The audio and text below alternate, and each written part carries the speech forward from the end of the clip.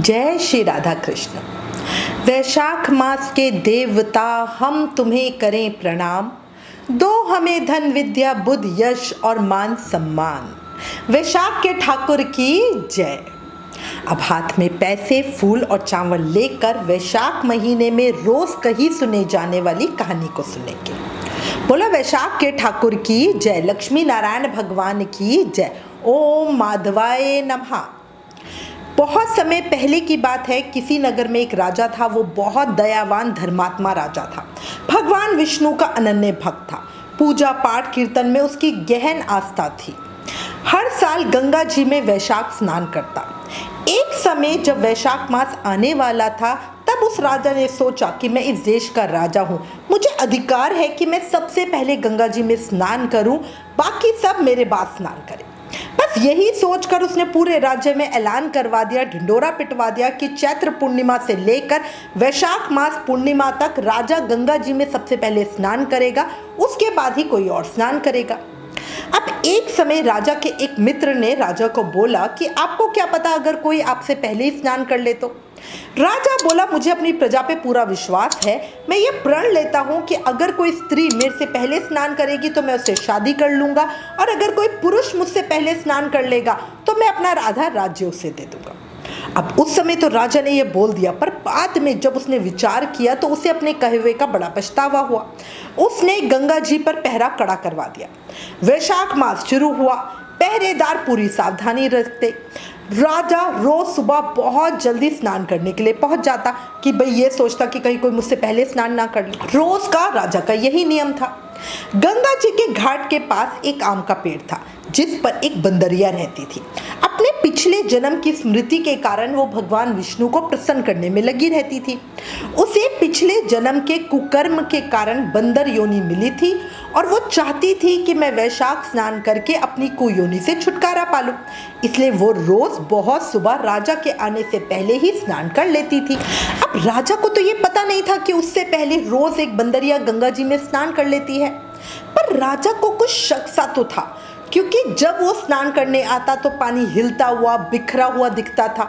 उसने पहरा और बढ़ा दिया, पर बंदरिया को पहरे से तो कोई फर्क ही नहीं पड़ता था। बंदरिया डाली के सहारे उतरकर गंगा जी में नहाकर वापस पेड़ पे जाके बैठ जाती थी। वैशाख पूरा होने को आया। एक दिन जब बंदरिया पानी में स्नान करके बाहर निकली तो एक सिपाही ने उसे देख लिया और पकड़ लिया। जब राजा स्नान करने के लिए आया तो उसे बोला कि ये बंदरिया आपसे पहले नहा लेती है। राजा को सुनकर बड़ा आश्चर्य हुआ। राजा ने बंदरिया को पूछा तो वो इंसान की भाषा में बोली। उसका शरीर बंदर का था पर वाणी बहुत मधुर थी, इंसानों की तरह। अब राजा ने प्रण लिया था, इसलिए उसने उस बंदरिया से शादी कर ली। बंदरिया को ये पता था कि ये वैशाख स्नान का ही प्रताप है जो आज वो रानी बन गई थी। राजा अपनी बात का पक्का था। उसने बंदरिया के साथ अपना पति धर्म भी निभाया। राजा की बहुत सी और रानियां भी थी जो बंदरिया का बहुत मजाक बनाती थी। उसे लगता था कि बंदरिया कभी रानी बन सकती है। दैव योग से बंदरिया का गर्भ ठहर गया। धीरे धीरे 9 महीने का समय बीता और बच्चा होने का समय आया। एक समय बंदरिया ने राजा से पूछा कि जब मेरे बच्चा होगा तो मैं उसे आपको कैसे बुलाऊंगी। तो राजा ने उसके कमरे में घंटी लगवा दी और कहा जब भी तेरे दर्द हो तू घंटी हिला देना, मैं खुद आके सारा इंतजाम कर दूंगा। अब बंदरिया बहुत खुश हो गई। वो थी तो भोली मासूमी। कुछ दिनों के बाद राजा की जो और रानी थी वो बंदरिया से मिलने उनके कमरे में आई तो उन्होंने देखा अरे यहाँ पे तो घंटी बंधी हुई है। तो उसने पूछा कि भाई ये घंटी किसने बांधी। बंदरिया बोली राजा जी ने बांधी है और कहा है कि जब भी तेरे दर्द हो बजा देना।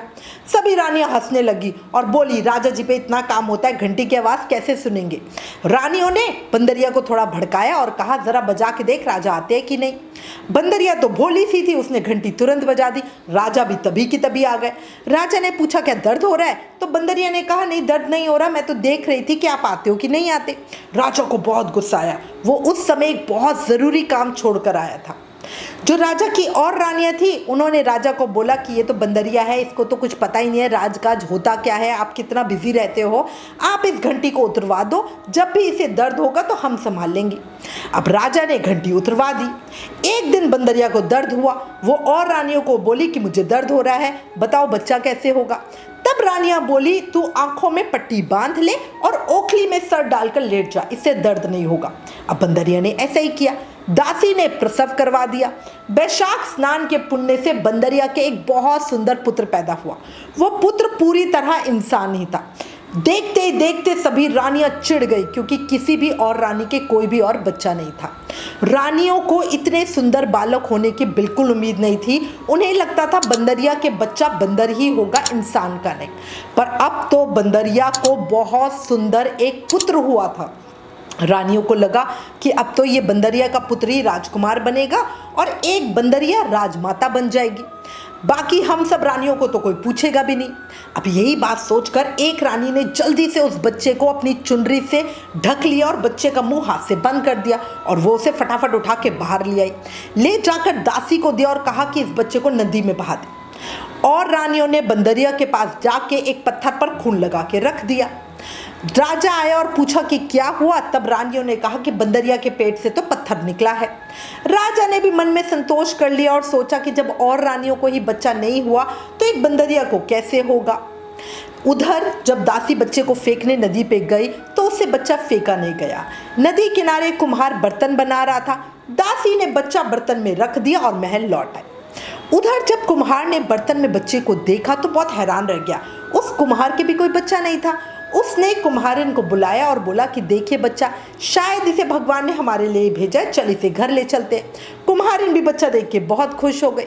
अब कुम्हार कुम्हारिन बड़े प्रेम से लड़के का लालन पालन करने लगे। जब उन्हें लड़का मिला तब वो बहुत कीमती कपड़े में लिपटा हुआ था। इससे कुम्हार कुम्हारिन को पता था कि ये बच्चा किसी ऊंचे घराने का ही है। धीरे धीरे बच्चा बड़ा होने लगा। एक दिन बच्चा जब कुएं के पास खेल रहा था तब वही दासी जो उसे कुम्हार के पास छोड़ के गई थी वो पानी भरने अपनी सहेलियों के साथ आई और बातों ही बातों में अपनी सहेली को बंदरिया के लड़का होने की सारी बात बता दी। ये भी बता दिया कि कैसे उसने दया करके बच्चे को नदी में नहीं डाला और एक कुम्हार के बर्तन में डाल दिया। घर आकर लड़के ने सारी बात कुम्हार कुम्हारिन को बताई। बात सुनते ही वो बोले कि इसका मतलब तुम राजा के पुत्र हो और बंदरिया तुम्हारी माँ है। कुम्हार बोला, अगर ये बात राजा को जाकर बताएंगे तो और रानियां हमें झूठा साबित कर देंगी। लड़के को भगवान विष्णु पे बड़ा विश्वास था। वो अपनी माँ की तरह वैशाख स्नान भी करता था, पूजा पाठ भी करता था, इसलिए उसे विश्वास था कि एक दिन सब सही हो जाएगा। उसने कुम्हार से मिट्टी के हाथी घोड़े बनवाए और कुएं के पास बैठ गया। जब महल की दासियां पानी भरने आई तो लड़का बोला, मेरे हाथी घोड़ों को भी पानी पिलाओ। दासियां बोली, तुम मूर्ख हो कहीं, पत्थर के हाथी घोड़े भी पानी पीते हैं क्या? लड़का बोला, मूर्ख मैं नहीं, राजा है जो मान गया पत्थर पैदा हुआ है। दासियां बहुत आश्चर्य में पड़ गई। उन्होंने ये बात जाके राजा जी को बताई। राजा को भी घोर आश्चर्य हुआ और वो फिर से सोचने लगा। उसने रानियों को पूछा। सभी रानियां बोली उन्होंने खुद पत्थर को निकलते देखा था। बंदरिया बोली, मेरी आंखें बंद थी, मैंने कुछ भी नहीं देखा। राजा को रानियों पे विश्वास था। रानियों ने राजा को भड़काया और बोला, वो लड़का उल्टी सीधी बातें राज्य में फैला रहा है, इसलिए राजा ने कुम्हार के लड़के को देश निकाला दे दिया। अब लड़का राज्य के बाहर जंगल में चला गया। थोड़े समय के बाद लड़के ने राजा को सबक सिखाने की ठानी। उसने योजना बनाई। वो जंगल में एक मटके में साफ ठंडा पानी लेकर बैठ गया। राजा के भाई और मंत्रियों की लड़कियां जंगल में लकड़ी लेने आई। सभी 7 लड़कियां थी। उन्होंने भरी गर्मी में लकड़ी काटी, इकट्ठी की गठरी बनाई। सभी को बड़ी प्यास लग रही थी। उन्होंने देखा पीपल के पेड़ पर एक लड़का बैठा हुआ है, नीचे आग जल रही है और एक ठंडे पानी का मटका भी रखा है। वो सभी लड़कियां उस लड़के के पास गई और बोली, हमें बहुत प्यास लगी है, हमें पानी पिला दो। लड़का बोला, मैं ऐसे किसी को पानी नहीं पिलाता, पानी पीना है तो मेरा काम करो। लड़कियां बोली, क्या काम? लड़का बोले, जैसे जैसे मैं करूं वैसे वैसे तुम करो। लड़कियों को वो लड़का बड़ा अजीब सा लगा, पर क्या करती, उन्हें बहुत प्यास लग रही थी। वो लड़कियां बोली, बोलो क्या काम करना है? लड़का बोला, मैं इस पीपल के पेड़ के चक्कर काटूंगा, तुम भी काटो।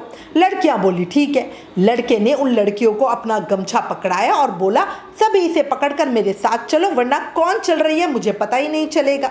लड़कियां बोली, ठीक है। अब लड़का आगे आगे, लड़कियां पीछे पीछे। लड़के ने पीपल के और अग्नि के 7 फेरे दिए और रुक गया। लड़कियों को पानी पिला दिया। सबने पानी पिया और घर चली गई। उधर राजमहल में राजपुरोहित आए हुए थे। संयोग से जब उन्होंने उन लड़कियों की कुंडलियां देखी तो इन 7 का विवाह तो हो गया है, और वो भी एक ही लड़के से। अब सभी लड़कियों के माता पिता बड़े चिंतित हो गए। लड़कियों को पूछा, किससे विवाह किया है? पर लड़कियों को तो कुछ समझ ही नहीं आ रहा था।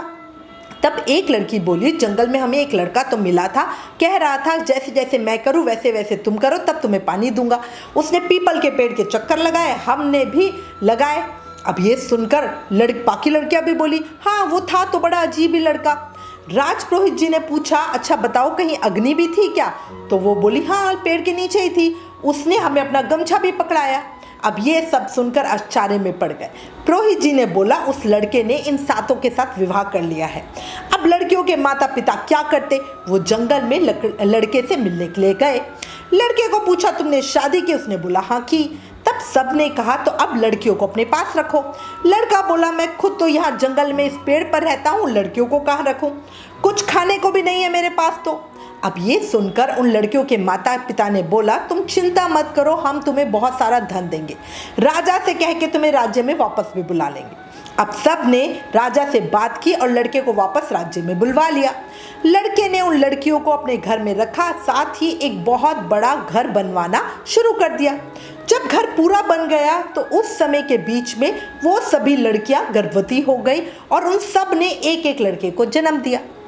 बच्चों के जन्म के साथ ही लड़के का घर बनकर भी तैयार हो गया।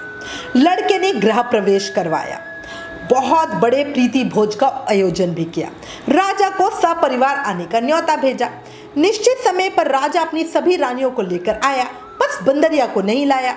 राजा को देखते ही आदर सत्कार करके लड़के ने पूछा, आप अपनी सबसे छोटी रानी को क्यों नहीं लाए हैं? राजा ने बोला, उसे कुछ समझ नहीं आता, वो बाहर नहीं जाती। लड़के के बहुत आग्रह करने पर राजा ने पालकी भेजी छोटी बंदरिया रानी को लाने के लिए। कुछ ही समय में बंदरिया रानी वहां पे आ गई। लड़के ने बड़े आदर से उसके पैर छुए और पूजा के बीच में उसे बिठाया। साथ ही अपनी सभी बीवियों को बोला कि रानी माँ के पैर छुओ और पैरों पड़ाई में सोने की गिन्नियां दो, बच्चा भी इन्हीं की गोद में रख दो। लड़के की सभी बहुओं ने ऐसा ही किया। बंदरिया सबको आशीर्वाद देती रही। राजा की बाकी रानियां समझ गई कि कुछ तो गड़बड़ है। वो राजा को बोली कि ये हमें बुलाकर हमारा अपमान कर रहा है, हम सब यहाँ खड़े हुए हैं और ये सिर्फ छोटी रानी को इतना सम्मान दे रहा है, इसलिए हम यहाँ से जा रही हैं। राजा को भी गुस्सा आया, वो खड़े खड़े सभी हैरानी से देख रहा था, वो लड़का बंदरिया रानी को इतना मान सम्मान क्यों दे रहा है। जब सभी रानियां और राजा जाने लगे तब लड़का बोला, ये बंदरिया रानी मेरी जन्म की माँ है। राजा ने पूछा, कैसे? तब लड़के ने सारी बात बता दी कि कैसे वो बंदरिया से पैदा हुआ और बाकी रानियों ने उसे मारने के लिए दासी को नदी में डालने के लिए दिया था, पर दासी दया करके बच्चे को बर्तन में डाल गई। कैसे कुम्हार ने उसे पाला? लड़का बोला, महाराज जो दासी मुझे यहाँ डाल गई थी आप उससे पूछ लो। दासी ने राजा के डर से सब सच सच बता दिया। सारी बात जानकर राजा को बहुत गुस्सा आया और उसने अपनी सभी बाकी रानियों को त्याग दिया। वो अपनी सबसे छोटी बंदरिया रानी, लड़के, उनकी बहू और बच्चों को अपने साथ राजमहल में ले गया। उसने कुम्हार को भी अपने साथ राजमहल में रहने को कहा, पर कुम्हार ने मना कर दिया। तो राजा ने कुम्हार को बहुत सारा धन देके आदर सम्मान के साथ विदा किया। इसके बाद सबने खूब आनंद से राजपाट किया। कहा तो राजा का घर सूना था और एक बच्चे के सुख भी उसे कभी नहीं मिला। वो हमेशा सोचता था कि मेरे मरने के बाद मेरा तर्पण करने वाला भी कोई नहीं है, पर आज उसे बेटा, बहू, पोते, सारा भरा पूरा परिवार मिल गया। ये देखकर सारी दुनिया कहने लगी कि वैशाख स्नान का इतना फल है और सबको वैशाख स्नान करना ही चाहिए, दान पुण्य करना चाहिए। बंदरिया ने वैशाख स्नान के प्रभाव से ही अपनी पशु योनि से भी मुक्ति पाई, रानी बनी, बेटा, बहू, पोते सब पाए। हे मधुसूदन भगवान, जैसे बंदरिया को सुख संपत्ति दी वैसे ही हम सबको देना। जो कोई इस कहानी को कहे सुने हुकारा बने, भगवान मधुसूदन की कृपा उसकी सभी मनोकामनाएं पूरी होए, उसके घर में धन संपत्ति वैभव बना रहे। बोला वैशाख मास की जय, भगवान मधुसूदन की जय। जय श्री राधे कृष्णा।